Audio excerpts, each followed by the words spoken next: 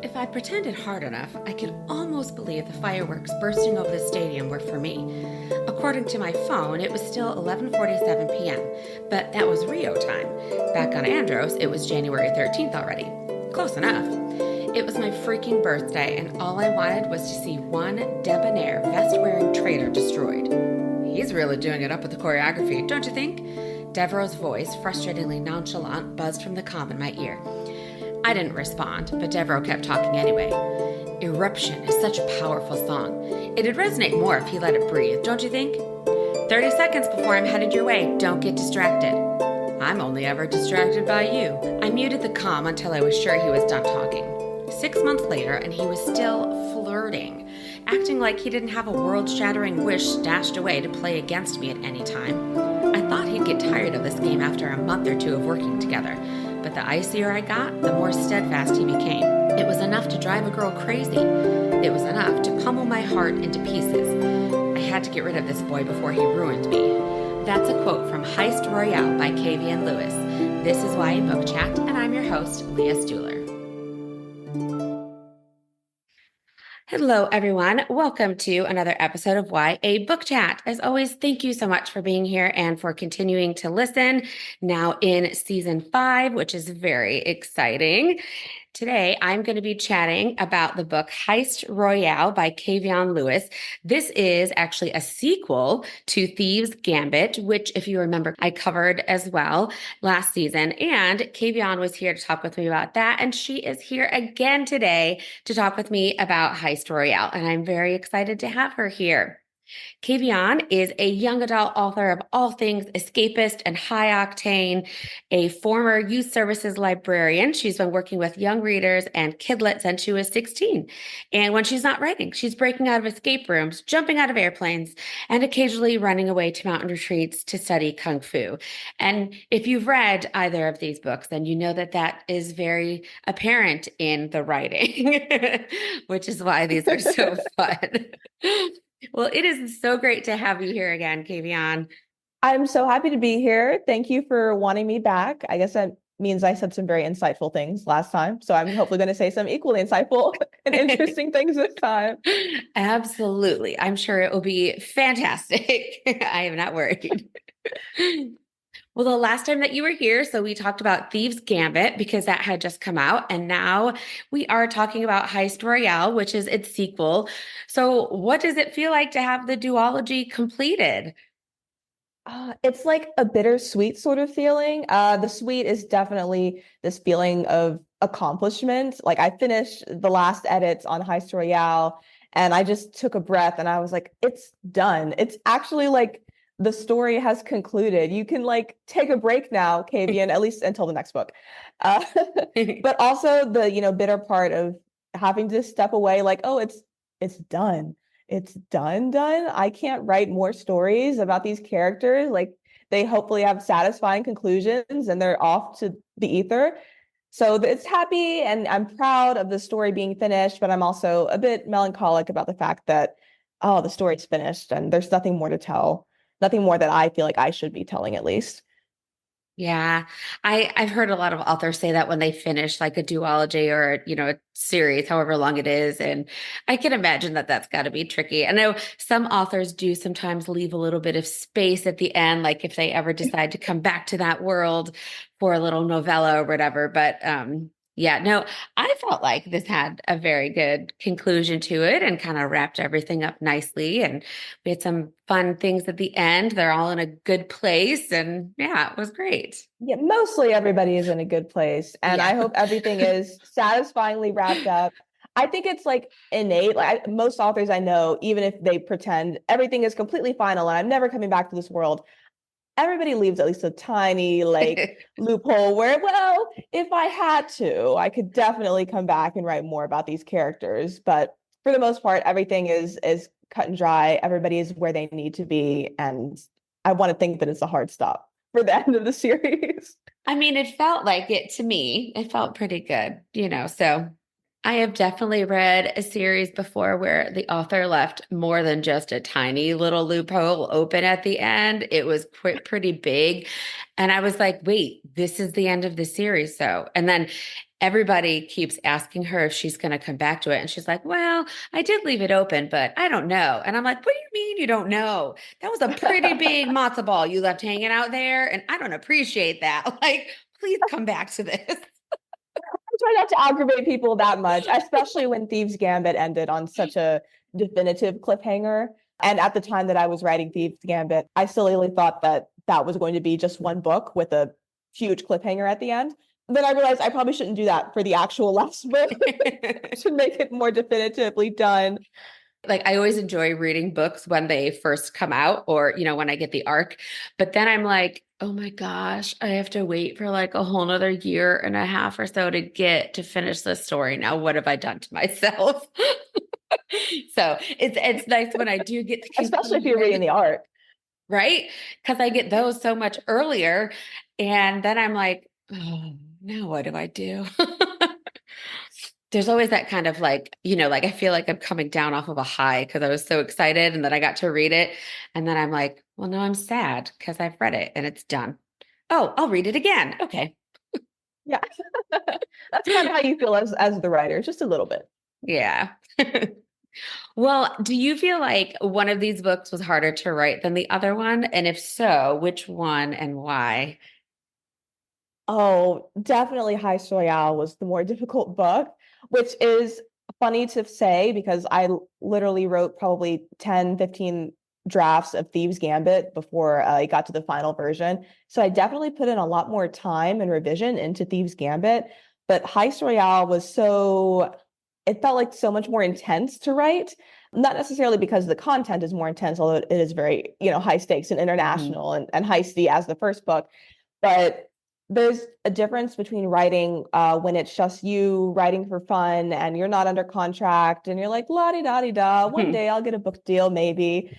And then, okay, now I have a published book that's coming out and I'm going to have people who've read the first book and are expecting like things to make sense and characters to be the people that they remember. So it was just an added layer of pressure, which is to be expected. And I had been warned by other authors that this was the feeling that a lot of us have when working on sequels.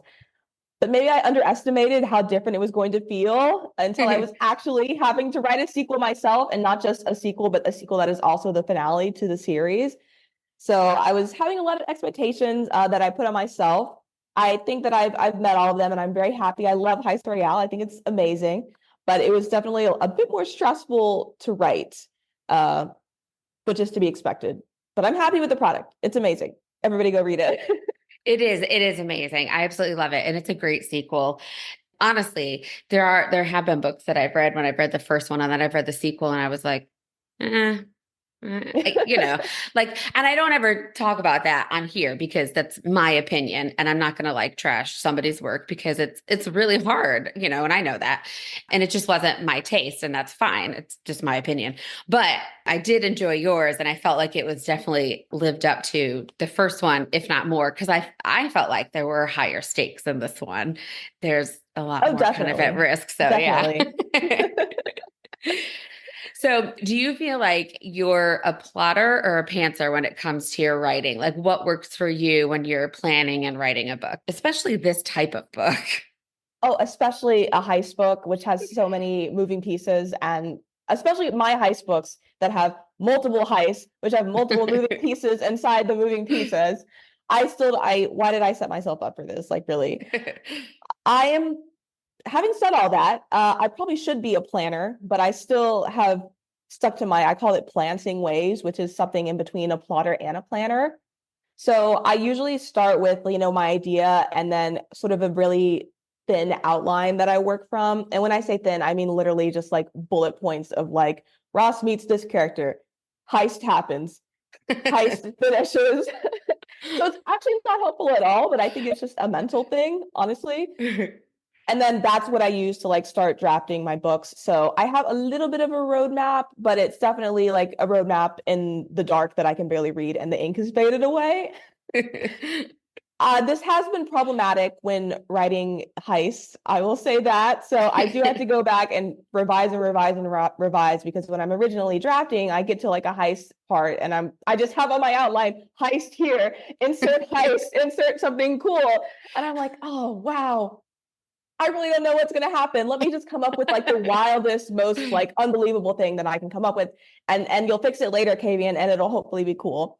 And you do that, you end up with something that's probably not good, and then you go rewrite it over and over and over again, and then at some point you have a presentable book. Well, it worked. I mean, if that's what works for you, I know for me, like with the way my brain works, if I were to even remotely try and do anything like heist related or anything with like, oh, like the inheritance games where you've got all these like clues and things, like I would have to have like a cork board with like all these post-it notes and lines connecting things and whatever. Otherwise, my brain, I wouldn't be able to figure it out. You do end up, or at least me, I do end up with lots and lots of sticky notes just scattered around my laptop. I never think to use a cork board or like one large poster piece of paper, Uh-huh. but when I'm doing my revising, I'll be like, oh, maybe character does this instead, or character goes this direction. And the next thing I know, I have like 20 like sticky notes scattered around planning a heist. So you do have to think about it and plan it eventually, but I never start out that way. Maybe I should be doing that. You know what somebody told me once is that I had an author on and she's friends with Holly Black. And then I saw Holly Black at Y'all Fest and she confirmed this. So what she does for her books is she gets like that, like butcher roll paper and like puts that on her dining room table, like rolls it out on her dining room table, and then will like sit and like scrawl all of her ideas and everything all over the butcher roll paper and just kind of like write and then like connect ideas, whatever, where she can. So she's got like all this stuff there. I'm sure I'm not doing it justice the way I'm describing it, but I was like, oh, that's an interesting way to do it too, because then you No, do have that's this like visual, but professional.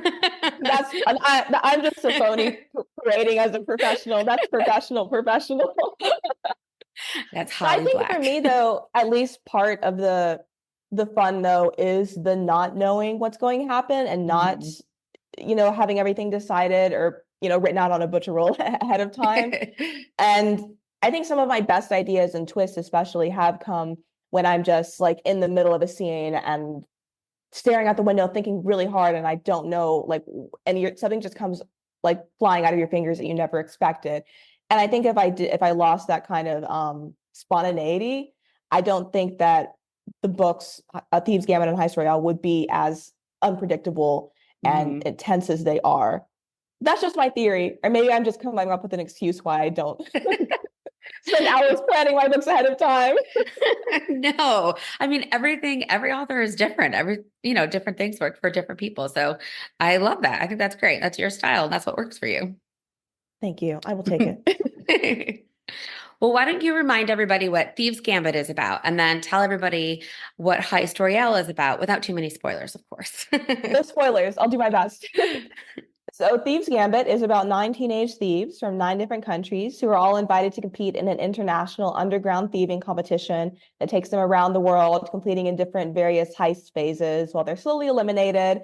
And there's backstabbing and family secrets and people falling in love, although they shouldn't be having crushes in the middle of like an international, like deadly game. So, all the things that we love in our YA books. No spoilers, I promise, but it does end on a tense note at the end of the Gambit. Characters are in different places and there's been betrayals and whatnot. So Heist Royale picks up 6 months after the original book, Thieves Gambit. And we've got Ross, who things are complicated between her and some people that she thought she had befriended and could trust at the end of Thieves Gambit. And things are also complicated with some other members of her family. So while she's dealing with all of this, while doing her regular thieving shenanigans, she gets sucked into yet another gambit, this time run by the same sinister organization who organized the gambit in the first book, except now the stakes it's not just a game to entertain these rich people. They've picked their team of thieves and they want to decide who's going to be the next leader of their organization. Ross has reasons, very strong reasons, to want one of the leaders to win over another, and her life is quite literally on the line. So Mm. she's back at this gambit in this crazy game, doing all of these heists, trying to win and make sure that she doesn't end up dead at the end.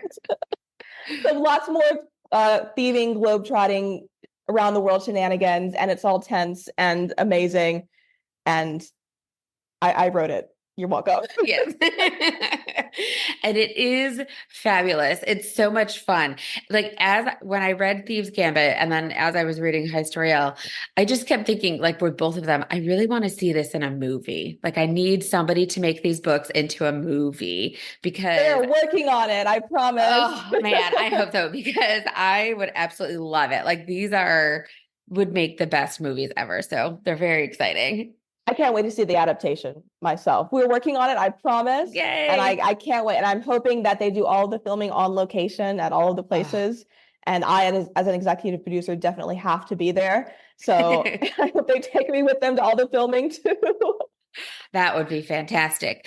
Although I will say that you might be a little bit cold at one of your filming locations if they film the Heist Royale movie too, not just Thieves Gambit, then you might be a little bit cold if they film on location in Antarctica for this one. Very, very cold. And I will tell you that I now have a personal experience. I have now been to Antarctica as of Oh. the beginning of this year. And I can verify that, yes, it is very cold and there's nothing out there except for zodiacs and research stations.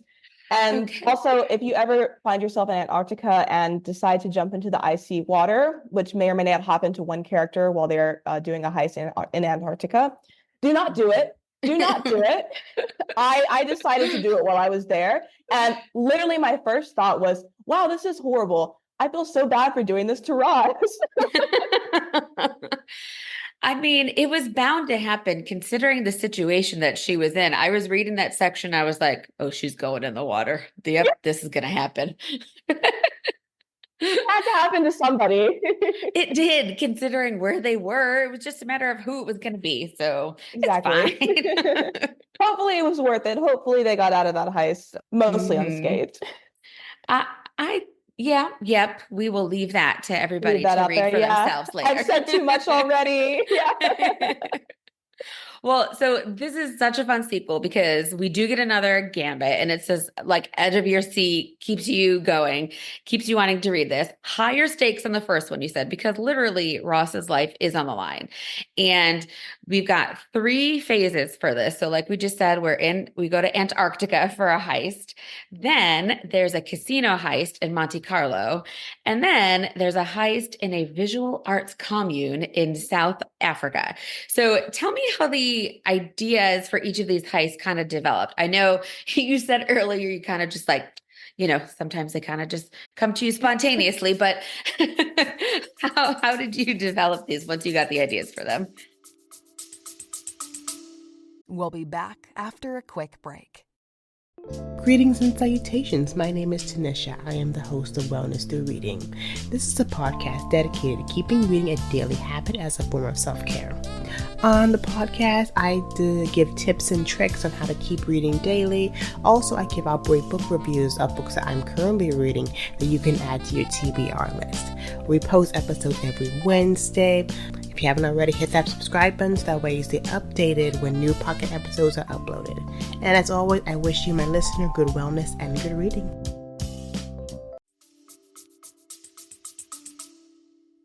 So even more spontaneous than just coming up with an idea off the top of your head is working on your sequel. So I'm in my apartment, I'm working on my sequel, and I get to the point where the characters are discussing the first heist in the new Gambit, and they need to be a location. And instead of coming up with them myself, I couldn't think of anywhere that was like so completely different from everywhere that we've been in Thieves Gambit already. So my brother walks by my room, and I turn to him and I say, Kayvion, give me a location for the first heist in Heist Royale. And he pauses and he snaps and he says, Antarctica. And I said, okay, I'll put it in Antarctica. So thank my brother for that one. He just said Awesome. Antarctica, and I said, sure, okay. I guess that's gonna be what's happening now. And then, of course, going from Antarctica, I was kind of the same mindset. And okay, we just did something completely in the middle of nowhere and horrible weather. Let me do something drastically different from that.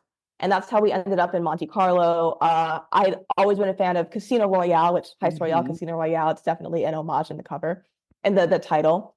So I'd always wanted to do a bit of a casino heist, but I've been a little intimidated when I was doing Thieves Gambit because they're a lot more complicated. It felt a lot more complicated than like a museum heist because there are like lots more people around, and casinos are expecting people to rob them. But I was like, well, this is your last chance to do it. It's the end of the duology. If you want to do a casino heist, then do a casino heist. And where are there lots of casinos? In my head, told me Monte Carlo. I haven't been to Monte Carlo yet, but in my head, I was like, I think it's because I watched the Monte Carlo movie with Selena Gomez when I was a kid. I think there were lots of casinos in that movie. So I was like, okay, Monte Carlo, we haven't been there yet. So that's how we got there. And for the life of you, for the last heist space that's in South Africa, I cannot tell you why I picked South Africa. I think I realized that I don't think I've done a heist in Southern Africa yet.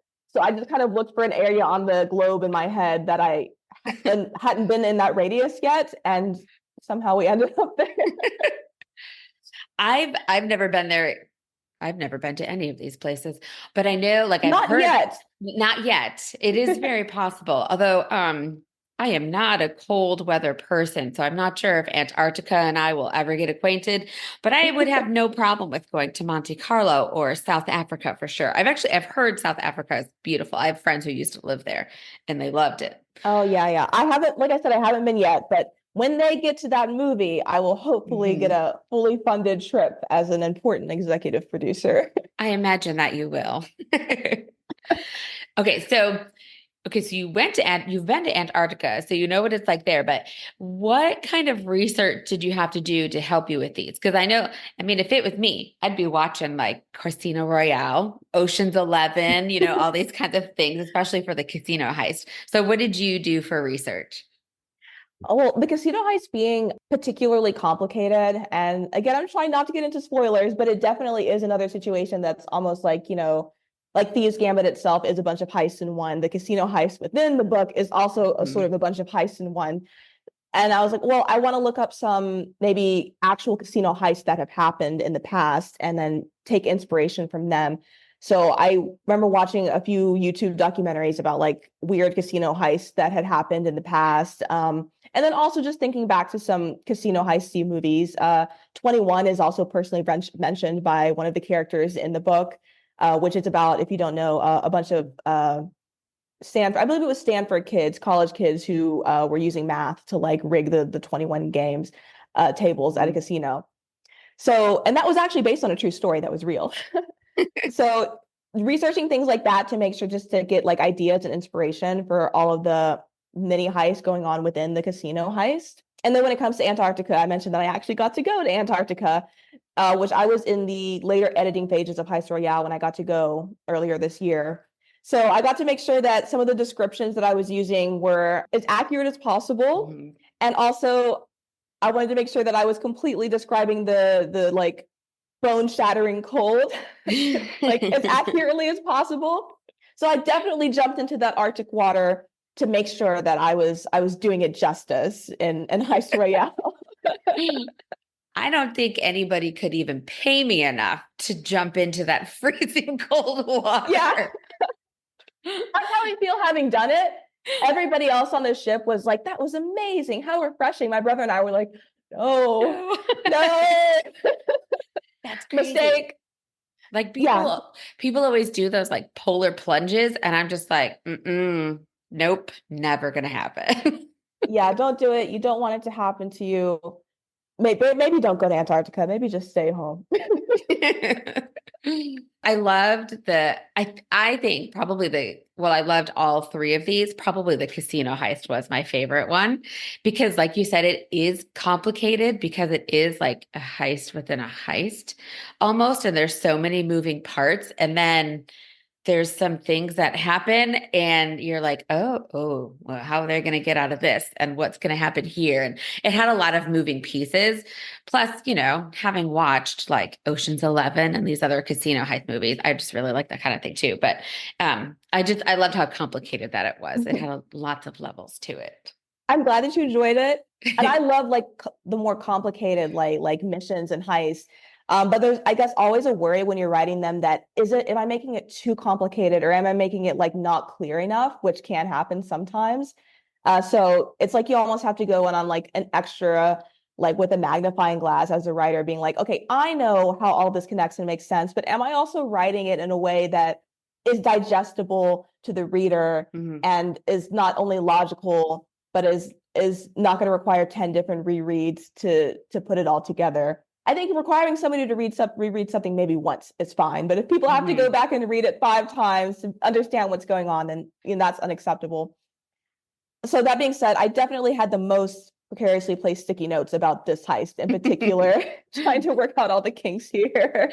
I could see that because it was the most complicated of the 3 for sure. But I felt like as a reader that it worked out and it was okay. Like I could understand all of it. I maybe only flipped back like once to one of the explanations of how this heist was supposed to work, like for one of the games. Yeah. But that's just, my brain. I don't have a very mathematical brain. So, but otherwise I felt it was really clear. So one other thing that I really loved about this book is that we get to see Ross and her mom working together more extensively than we did in Thieves Gambit. But we all know from the first book that Ross and her mom have this like complicated relationship. So what was it like developing their relationship further as they completed their heist in this story? Aside from actually plotting the logistics of the heist, that was probably the most difficult thing to work with in the Heist Royale. Just because they left in such a dramatic place at the end of book 1. And then I had a place where I wanted them to end, or at least where I thought I wanted their relationship to end at the end of Heist Royale. And kind of trying to bridge the gap between those 2 locations was in a believable way, was a bit difficult. I thought I wanted them to end in this place that was maybe unrealistic logically for like the way that their characters were. And as I was writing their interactions like throughout the different heists and like the big game, I had to kind of realize like, okay, well maybe it's unrealistic for somebody to continue on this type of relationship after all of this stuff has actually happened. Maybe I need to rewrite their ending in a way that's still hopefully satisfying and they're both in a really good place, but is like realistic. And so that took a few drafts for me to accept that, okay, well, I actually can't make these random characters I created do exactly what I want sometimes. Sometimes I have to think about if they were independent people, what would they do?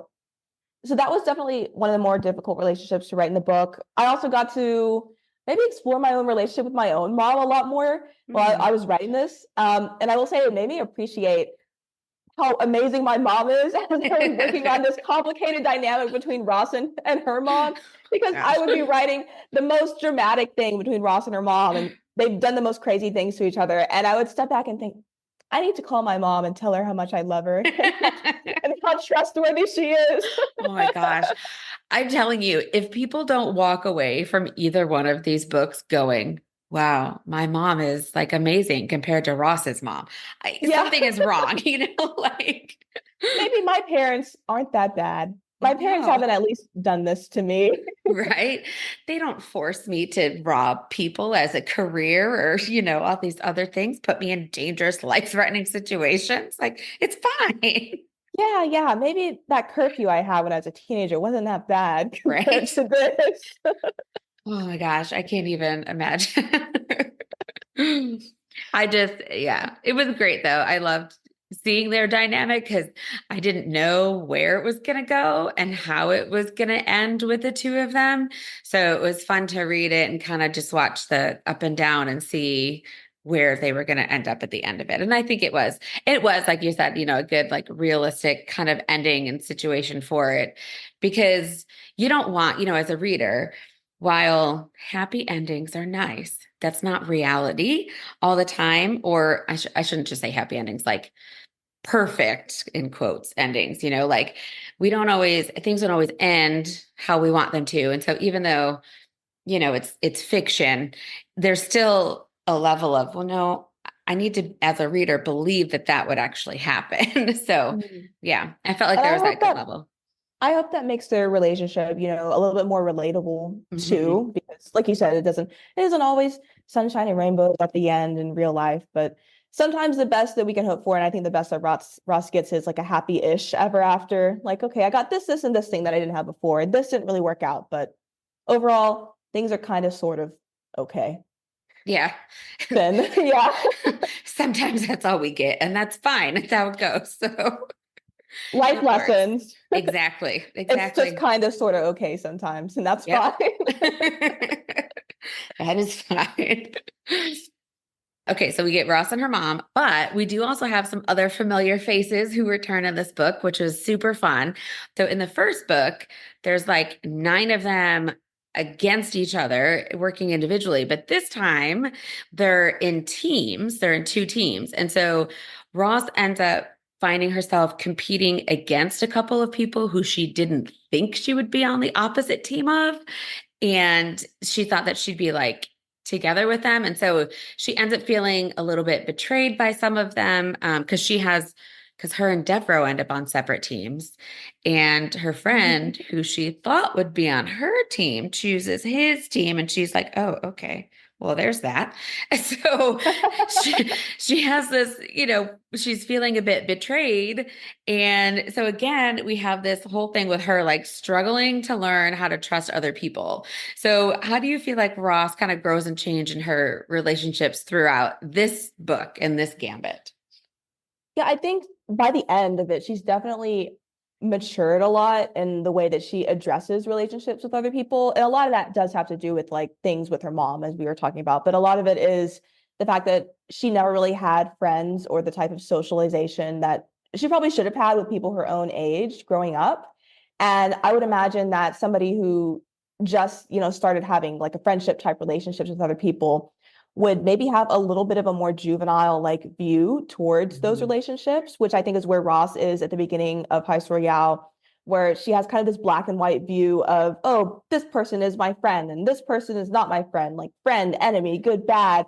But people in relationships are a lot more nuanced than that. And that's not something that she's had to face before, not having friends anymore. So when she, towards the beginning of the book, gets into a disagreement with another character, she doesn't really think about the repercussions of her maybe saying something that she shouldn't have to this character. And then maybe that kind of blurs the line between, friend, enemy, and happy with this person and sad with this person. And I think that's why when you mentioned that there's a character who goes onto the other team, she's like, oh, wow. And I think that she really wasn't expecting that because she never thought like, oh, friends are more complicated. Friends are friends with other people. And sometimes they have to choose alliances. And she's a bit hard-headed about it, for especially the first half of the book. But hopefully she learns. I would like to think that I did it in a way that by the end of the book, she learns that, okay, relationship dynamics are a lot more complicated and things aren't so black and white all the time. Sometimes you have to make concessions. There are nuanced ways you interact with people. And hopefully she's a lot more mature and at the like level that she should be for somebody her age when it comes to interacting with her friends and enemies by the end of Heist Royale. And that was all. Lots more sticky notes of me trying to work that out. I feel like this book could be like an episode of Survivor, with all of the like allies and enemies and trying to figure out who to trust and all of that going on. It's very like, this is what they do on Survivor. Because even within their team, they're like, I don't know if I can trust you or not. Are you going to vote me out? But I thought we'd vote this person out. Like yeah. I've actually never seen Survivor, but I will take your word for it. I know. I used to play a weird Survivor video game when I was a kid, but I'd never actually seen the show before. Oh my gosh. So what's crazy to me is that this show has been on like almost like 30 years. It's insane. It's still on. It's still airing. It is, which is weird. Like I don't watch it anymore. I watched it like when it first came out, but I stopped watching it because there's so many other things I'd rather be watching instead. But my husband has put it on this newest season. And I'm like, why is this show still on? Why are people still doing this? But whatever. I don't know. Interesting. Fun fact of the day, Survivor is still running. It's still on the air. And Jeff Probst has like a job for his whole life. Apparently that man, the host. It's the same host. It's the same host. Yeah. He's probably like a billionaire by this point. I can't. I'm just like, okay. So yeah. But so Roz, something that she does in this book in Heist Royale that I thought was interesting, like in regards to her relationships, is that she has a list that she starts in her head and like she puts notes on her phone and she titles it Regrets and Stuff to Figure Out Before I Die. And so as she goes through each phase of the gambit, she adds more items to the list, but in looking at it, each of them really have to do with a relationship in her life, whether it's her mom or Devroe or some of the other friends. And so I know this kind of ties into the previous question, but what do you feel like this kind of tells us about Ross and who she's becoming? Yeah, I think it definitely will tells us, or I was hoping that it would tell the reader that if there's one thing for her to regret, is the fact that she hasn't properly figured out all of these different relationships. And I imagine that if I was facing the possibility of imminent death, I wouldn't be thinking about, oh, well, I never got to see the Eiffel Tower. Oh no. Right. I would be thinking about like, why did this friend betray me that one time? And did I address this situation with my mom the right way? And what about this cute British boy who's on the other side? How do I really feel about it? One of the things that my editor had pointed out, and in the first draft, I didn't have this list. It was just a lot of Ross having introspection. And one of the things that my editor had pointed out is there has to be a way that the high stakes and the possibility of death affects the way that Ross interacts with the other characters and her relationships. Because it's, one thing to be dealing with all those things on a regular basis, but another thing when, you're in a death game and you might die tomorrow.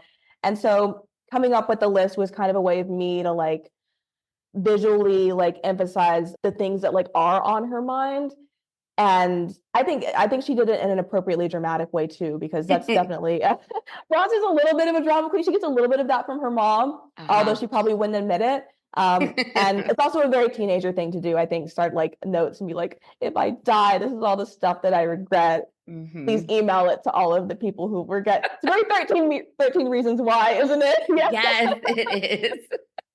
Yeah, it is really funny because she is kind of dramatic in ways, and it is very teenager to do that, like, because thinking about it, I can remember when I was a teenager and being like, okay, these are the boys I want to date, or these are the things I want to do, or I need to tell this person this, or whatever it is, and totally doing that same kind of thing as Ross. Not that my life was ever on the line like hers is, but still. So she gets a little bit of an extra pass for the drama. She but does. It's so funny to me because I think Ross definitely thinks that she's not dramatic at all, and she's very level-headed and reasonable. But I would be like, no, sis, you got that gene from your mom. Absolutely, absolutely.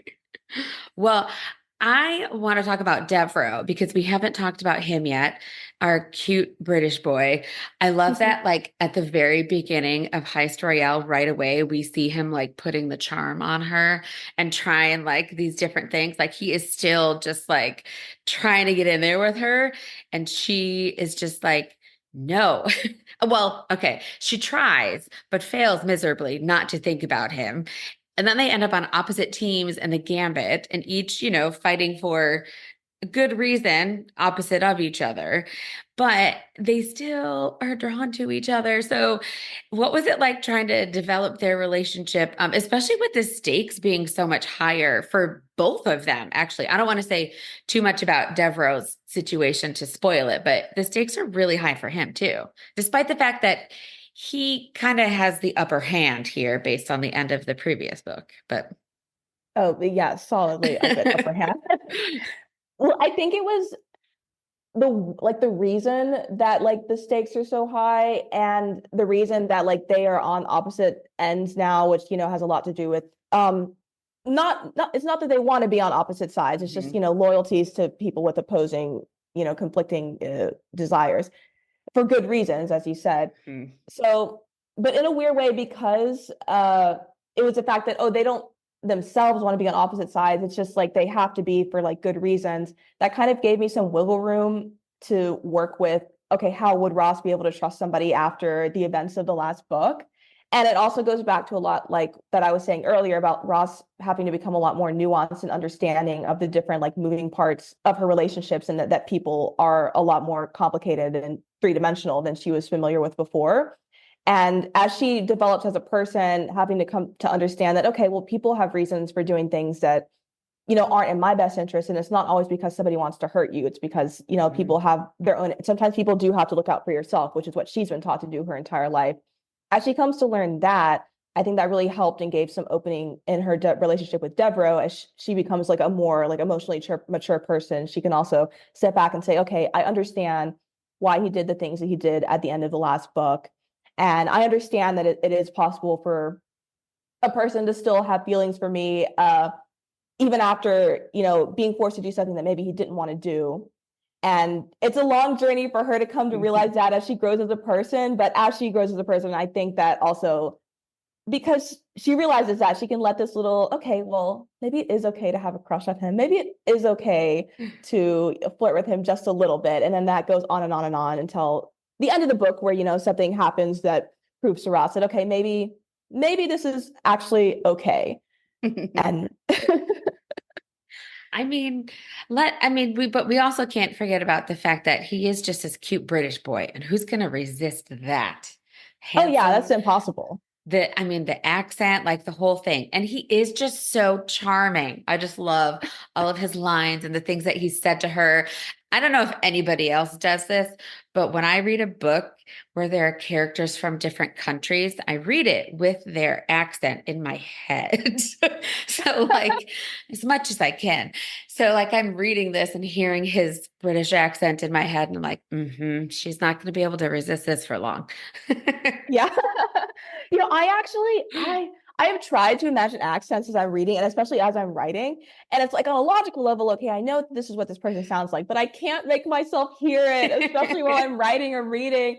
So I'll just have to add every now and then, like he said, comma, in his British accent to remind myself. I would imagine it's harder when you're writing it to do that.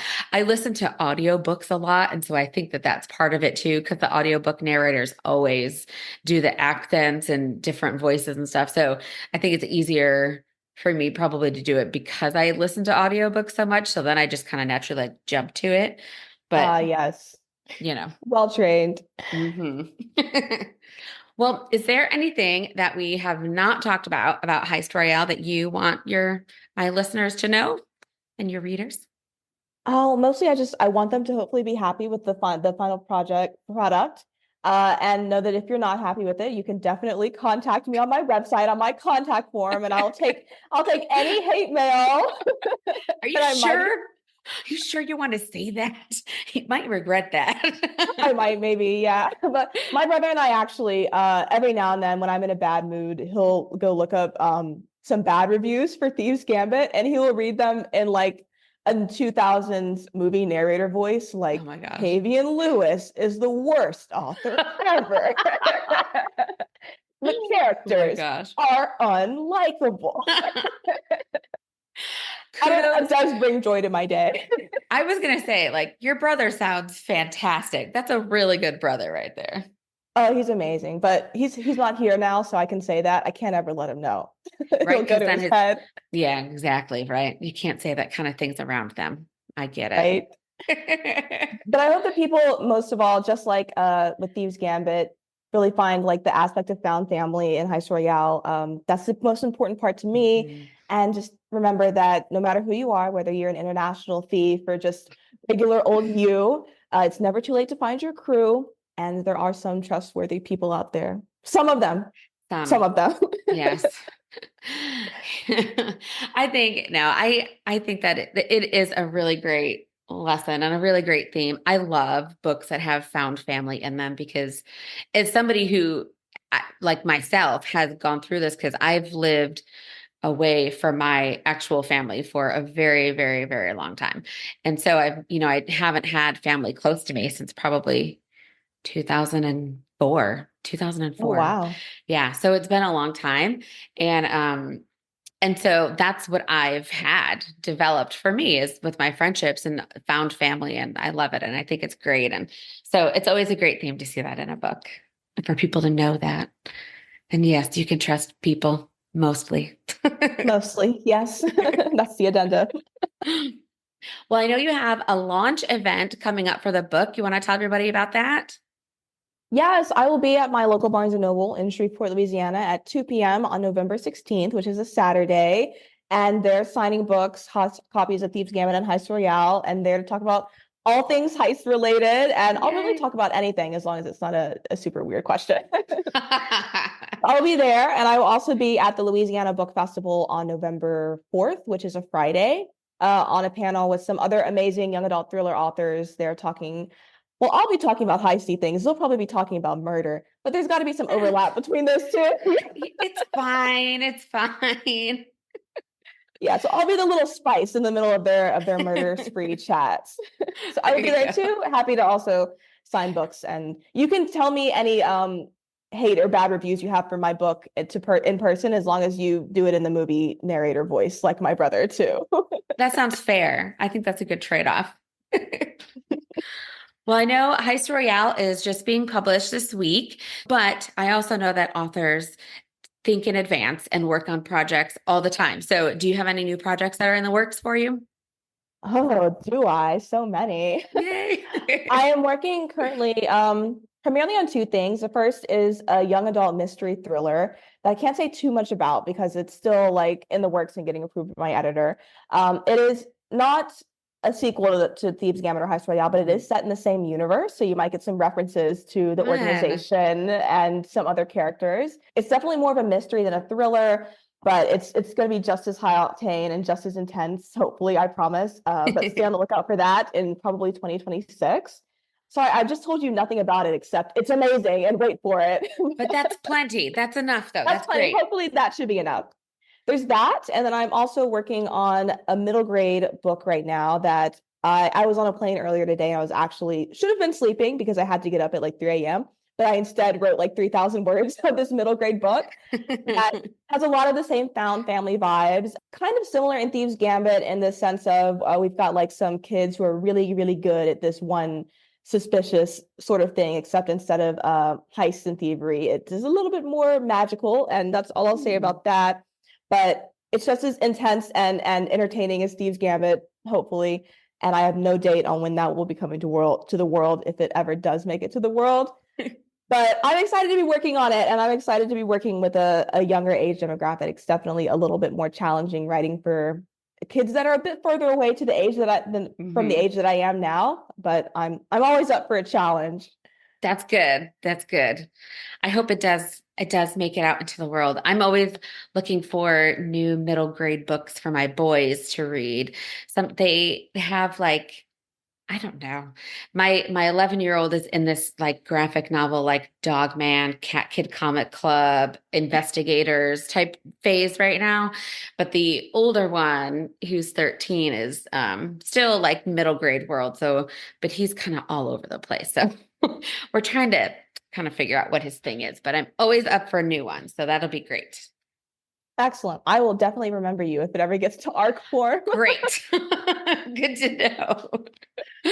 Well, thank you so much, Kavion, for coming on today. This was so much fun, and I'm glad that you got to join me again and chat again now about your book.